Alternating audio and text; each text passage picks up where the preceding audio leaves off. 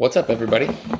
Welcome to the first official Sunday live stream. I don't know exactly how this works, so I'm learning it. But my goal with these live streams is to just shoot it like a regular video. So if people show up and want to ask questions, awesome. If people take a while to show up, at least I'll have a topic that I have wanted to talk about anyways, and then people can come and chime in and ask their questions. So I'm going to be playing around. I got my my computer right here, so if I'm looking down, that's what I'm doing. I really don't know, again, how this works. So my computer's opening YouTube, and I'm seeing myself in the live stream. But anyways, so I want these to be videos that eventually I will... oh, God. Take a while to show up, at least I'll have a... All right, so I'm going to mute that. But... yeah, so if people show up, Joe, what's going on? Obviously, I'm going to be talking about some sort of topic to start out with, and then as you guys chime in, I'll kind of wrap up the topic that I have been talking about and answer your question. And my goal is that through that I can answer multiple people's questions, right, by just answering one. And then if I answer a question, somebody might get another question based off that answer. So I want it to be a really collaborative thing. And then I'll just upload the videos afterwards. So it'll be the Sunday Q&A live, and I'll upload the videos so everybody will get to watch if you couldn't make it.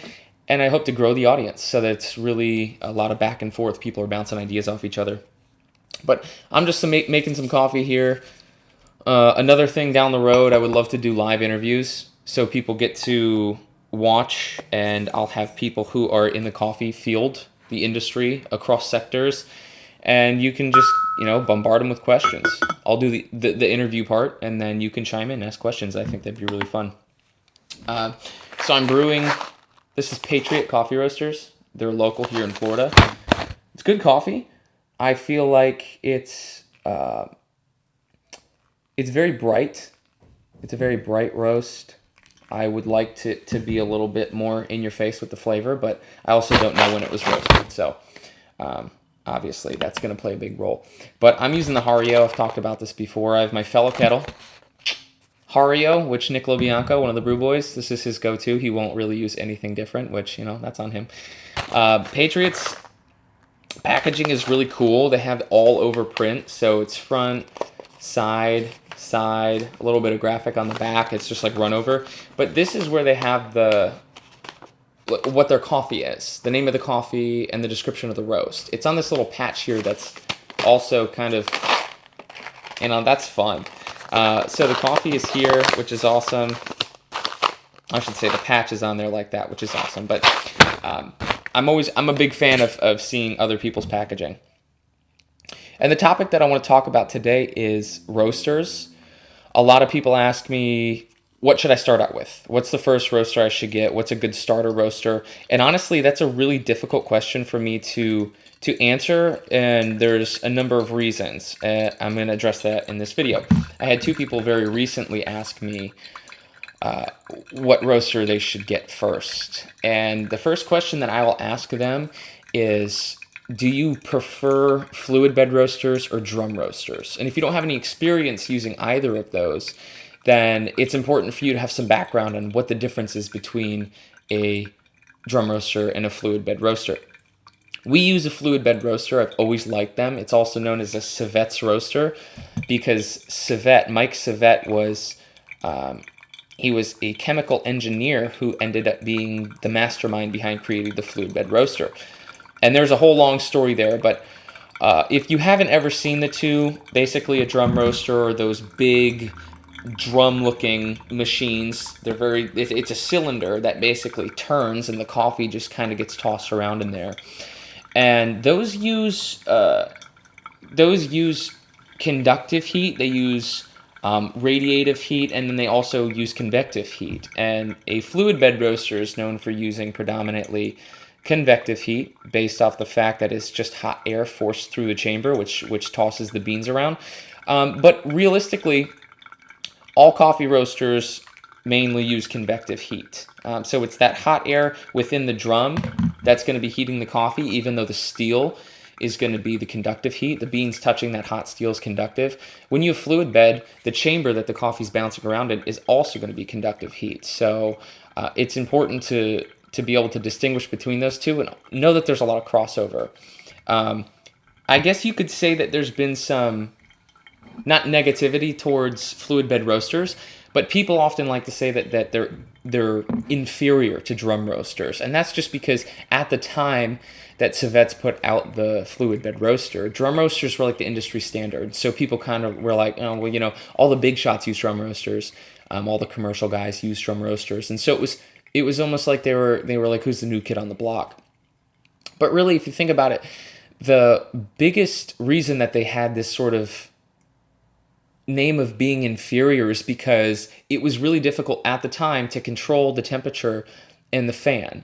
So the fan speed is what lofts the beans, and obviously the temperature is what's going to control how hot the air is that's going through the beans. The more the air goes through the beans, well, that's going to be more hot air that's going and passing through the beans, so you're going to roast them faster. It was very difficult to control A, the fan speed, and B, the heat of the coffee, or the heat of the air that was going into the coffee. Nowadays, we have great controls for that. So you not only can monitor the temperature of the air actually flowing through the beans, but you can see the temperature of the air as it's flowing out of the machine.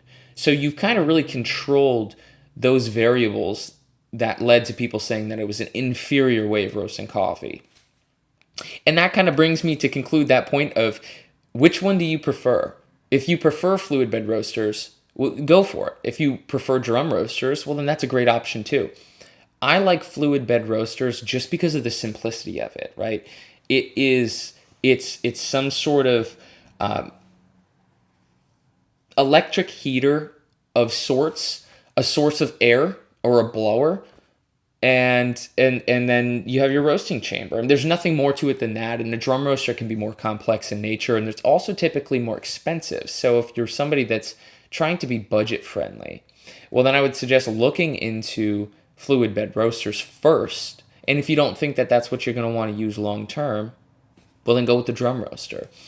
There's tons of great options on both fronts. I've had this conversation with somebody very recently, and I told them, look, it would come down to preference. So if you think you're going to be able to better understand fluid bed roasters, awesome. If not, then I would say really explore the options. Which one looks the coolest to you? Which one do you think has the most appeal as far as simplicity, right, of design, everything? You're going to have to start looking at the really small things, because at the end of the day, coffee is going through what's called the Maillard reaction, okay? And this is where the nutrition science background has helped me a lot. This is a chemical reaction where you have a free carbonyl binding to a free amino acid, right? And that's what browns toast, that's what browns meat, that's what browns coffee.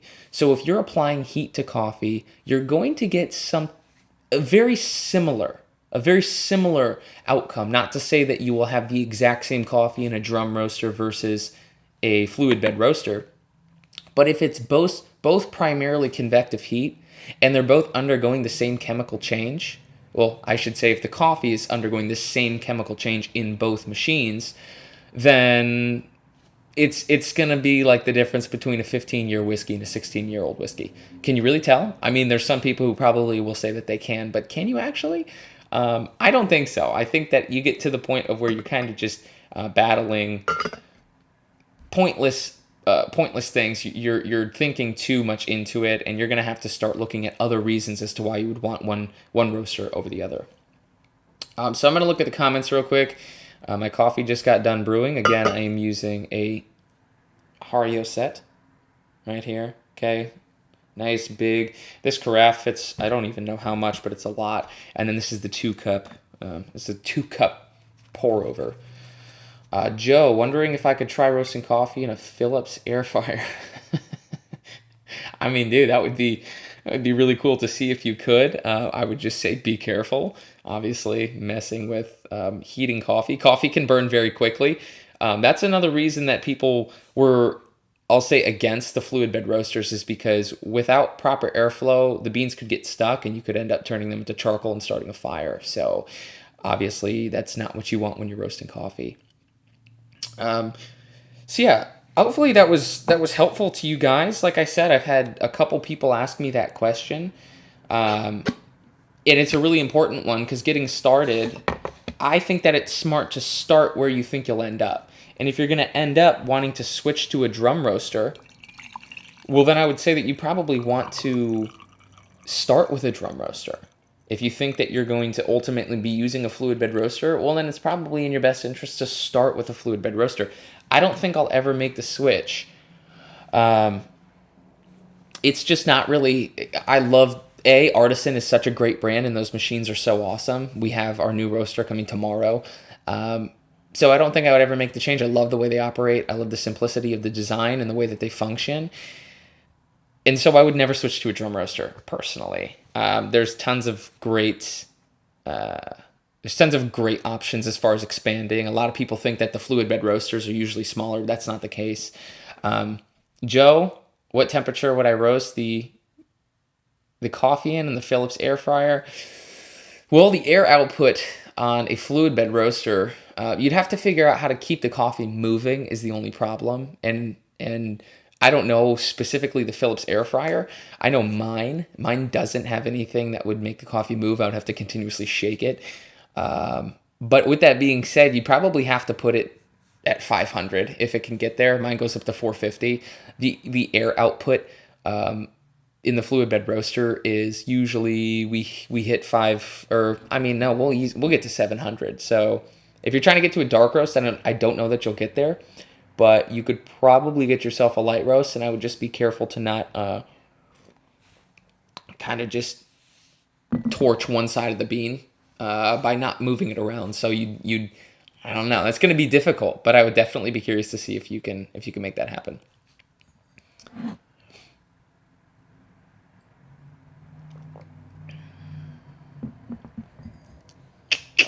Kale, if you're talking about Joe, yes.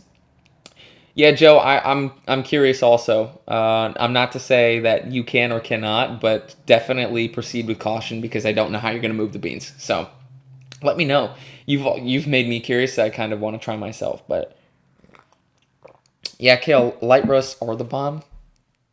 I would agree with that. I think Nick would too. This is actually a light roast here. It's pretty good. This is a good coffee. It is they use a star system.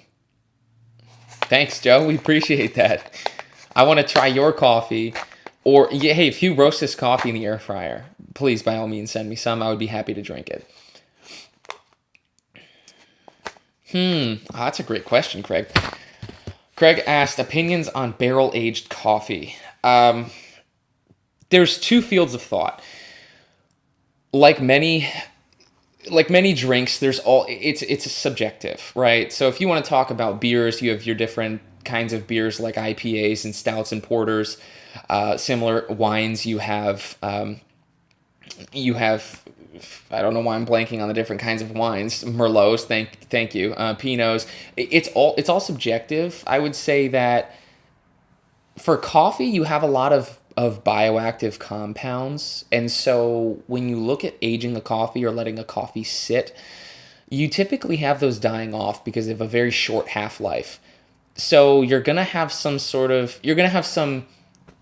degradation of flavor for sure, but I don't know if you would reach a point to where you start seeing new, interesting flavors that kind of bring back good characteristics to the coffee. To be completely honest, I haven't looked too much into the process of barrel aging a coffee, but you'd probably have to also add something to preserve it because you can't let coffee sit. Coffee is one of those drinks. If you've ever seen a coffee pot that nobody's taking care of, it's pretty gross. Coffee itself is. Oh, hold on one second. Coffee itself is it can go bad, especially even in liquid form, and people don't know that, but it can, and it gets this pretty gnarly taste. You also always have these really small coffee particles. So if you have enough, which you will, and you age it, it's typically still technically brewing. It's a really small amount of coffee, so it's not to say that it's going to have a big impact, but it will be steeping. But interesting question. I'm going to have to write that down and look more into it. That's kind of part of this. I would really like for you guys to ask questions that I don't know the answer, and I have to sit there and dig and look more into. Barrel-aged coffee. I think that this would be a really cool combination for somebody to do with something that's typically barrel aged, like a whiskey, or some sort of malt or even stout that's been barrel aged. Because I love those coffee beers. I mean, when you have those really, really heavy coffee stouts, people dislike them because they're so heavy, but I really enjoy those.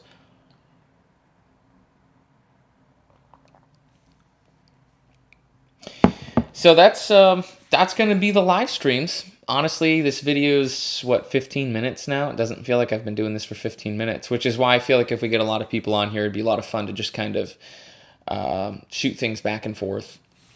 Whatever the questions are, whether if they're far off or not. Craig, just curious opinion from Scotland. Oh, that's awesome. I didn't know that there was too much of an industry for that, so I'm gonna have to look into who actually sells that and if I can get something here, because I would love to try it. I just know that there's gonna be a lot of factors that you'd have to control for, or I think you'd end up with a pretty disgusting beverage. But that's interesting. That was really cool. So yeah, I think I'll probably wrap up this video. If there's a bunch of people on here going back and forth asking questions, I think I would just run with it. Oh, all right, Joe's asking another question, so I'm sorry about that. I'm not going to wrap up. Joe, there's a couple ways to do decaf. The most common is the Swiss water process. And I, for some reason, always get this backwards. But you have coffee, which is... or I'm sorry, your water is a polar molecule and caffeine is a polar molecule. So what they end up doing, or I'm sorry, caffeine is nonpolar. One of them is polar, one is nonpolar. I don't know why I always forget. But they essentially force water through the coffee bean, the green coffee bean, and it pulls out the caffeine. And that's where you have your supplement industry that sells powdered caffeine. It's a really interesting process. People claim that it damages the cells of the coffee so that when you brew the coffee later on, you start yielding some not so great compounds. Because the cells, if you brew coffee correctly, which is what a good barista or somebody who knows how to brew coffee does, is you extract just enough so that you're getting all of those all of the, I won't say beneficial, but the desirable compounds from coffee. If you extract too much, you start pulling out a lot of those acids and the flavors that are going to be astringent.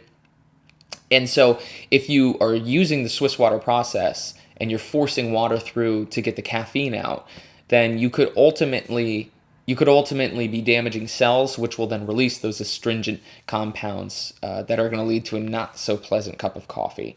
And there are other processes, but the Swiss water process is the industry standard. So that's why people kind of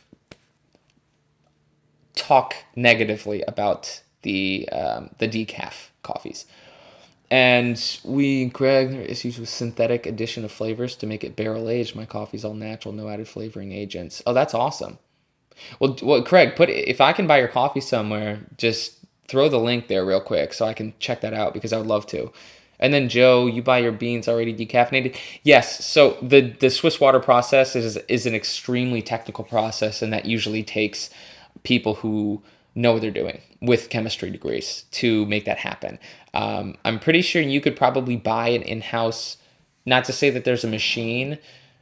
You have to have all of the equipment, which you could have in-house, but again, you're probably not going to yield a fantastic product because it's really hard to do.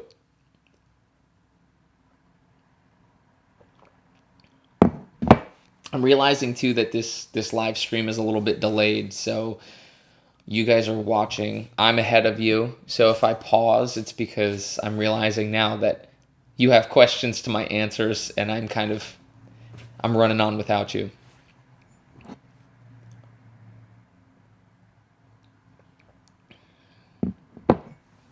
But I will say, fun fact, Kill, will you ever offer any decaf? Yeah, guys, we've been thinking about it. We've been thinking about offering decaf. I think primarily because we're going to be offering more flavored coffees. So what's going to be nice about that is if you do think that decaf coffee is terrible, which I don't think it's that bad, you have to have a good bean to start out with. A lot of people will use bad or lower quality coffee beans to decaffeinate, because it ends up, they think that you're not going to have that great of a coffee anyway, so why not use a not so great coffee? Well, now you really end up with a product that wouldn't have been good caffeinated, regardless of whether or not it went through the Swiss water process. So I think if you have a good quality bean and then decaffeinate it, you could have a good decaf coffee. So yes, we're going to offer decaf coffees. That's in the process. Our new importer, which I'll talk about in a different video, is really great in that they do offer almost all of the coffees in decaf. So I'm assuming that at their headquarters at least, or in all of their warehouses, somewhere along the line, they have somebody that does decaffeinate their coffees. They do it in-house, I'm assuming. Joe, I can only drink 2 cups of coffee per day, so decaf's important. That's true. A lot of people who love coffee can't do the caffeine, whether that's for a medical reason or whether they don't like it, they're trying to cut back.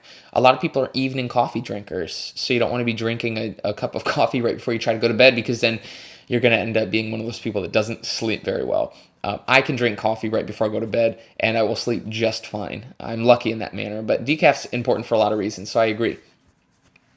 Craig, the shipping, yeah, the shipping would be expensive.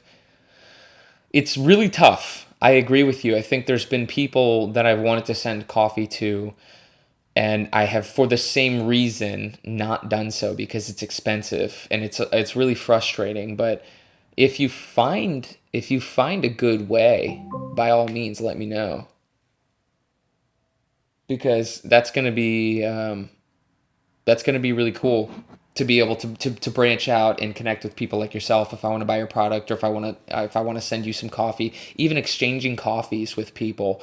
I know I've connected with people across seas here on YouTube, and I would love to be able to actually get to taste their product, and vice versa. They've asked me for coffee, and I was like, we don't really ship globally, so, or internationally, but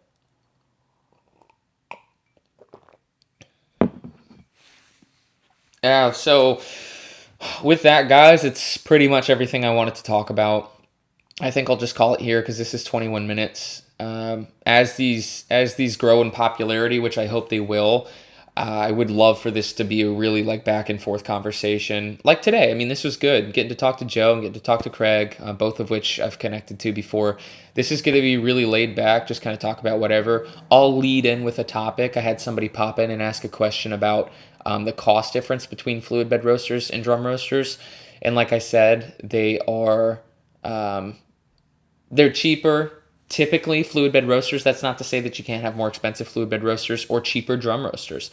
It's all what you find. There's so many different options out there. You got to explore for yourselves. But we are artisan people, and we will always be artisan people.